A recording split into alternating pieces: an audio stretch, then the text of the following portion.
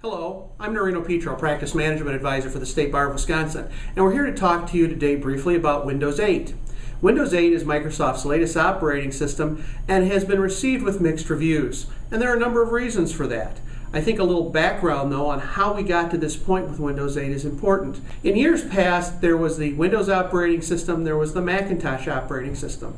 Then with the advent of the smartphones, the Apple iPhone and iPad, Windows mobile devices, Android, things have changed. And now the best way to look at this is in the concept of ecosystems.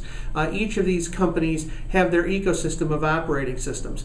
With Apple, they have their desktop operating system and their mobile device operating system. And while they share some concepts, they are still two completely different platforms. Microsoft, rather than having two separate operating systems and two concepts, is trying to bring everything together so a user who is used to using the Microsoft Windows 8 interface on a laptop, on a desktop, or on a tablet can also use it on the phone. It's going to be the same across all platforms. So if you are familiar with one platform, you can move to the other platform with little or no learning curve. Now, some of the big changes that have come about in Windows 8 starts with what they call the lock screen. The lock screen now is a screen that will display information such as date, battery life, wireless networks that are available, and other information. So that's the first change. The next thing you're going to notice is when you open up Windows 8 is, from a graphics perspective, it is much plainer than Windows 7. The curved edges on windows, the arrow glass effect where you could see one window below the other window, those are all gone. Windows 8 is streamlined in the graphics area. It is a much plainer look.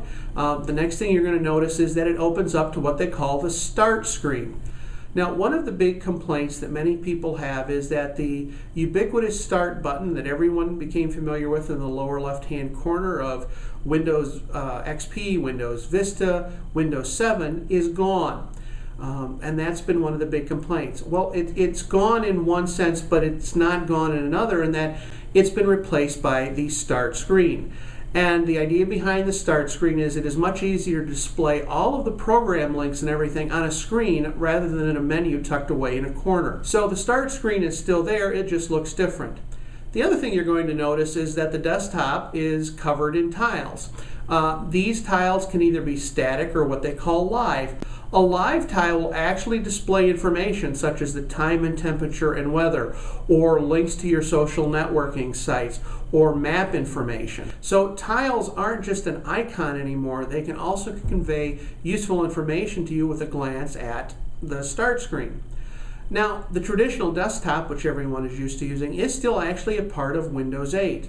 For those legacy applications that aren't written specifically for what's known as the modern UI or user interface, which is the new Windows look, there is the traditional desktop, and all your legacy programs run there, and it looks just like it does on Windows 7. What is still missing is the Start button in the lower left-hand corner.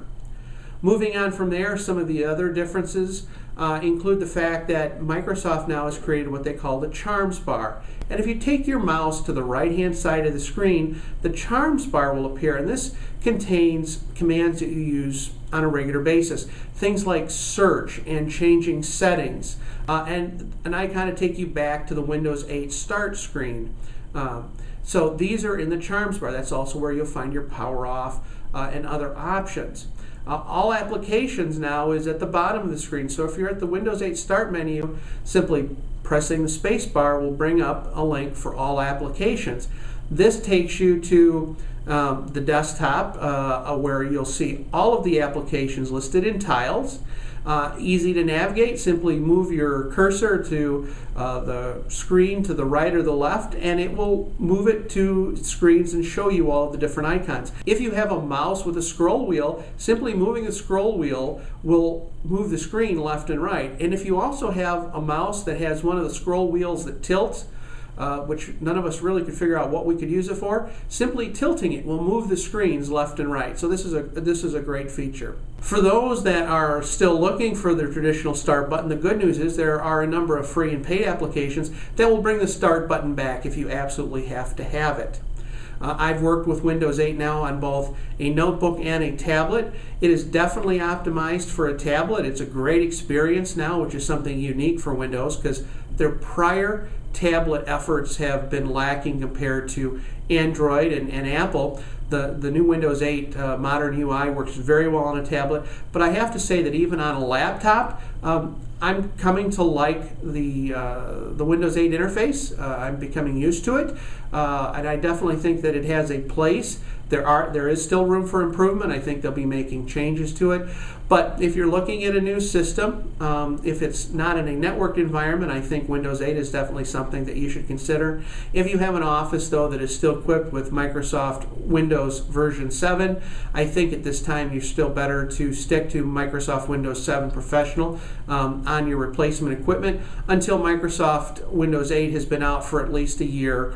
If you'd like to learn more about Windows 8, you can check the article in the February 2013 edition of the Wisconsin Lawyer, or come visit me at ABA Tech Show in Chicago on April 4th through 6th, where I'll be doing several sessions on Windows 8, getting started with it and using it in a mobile environment.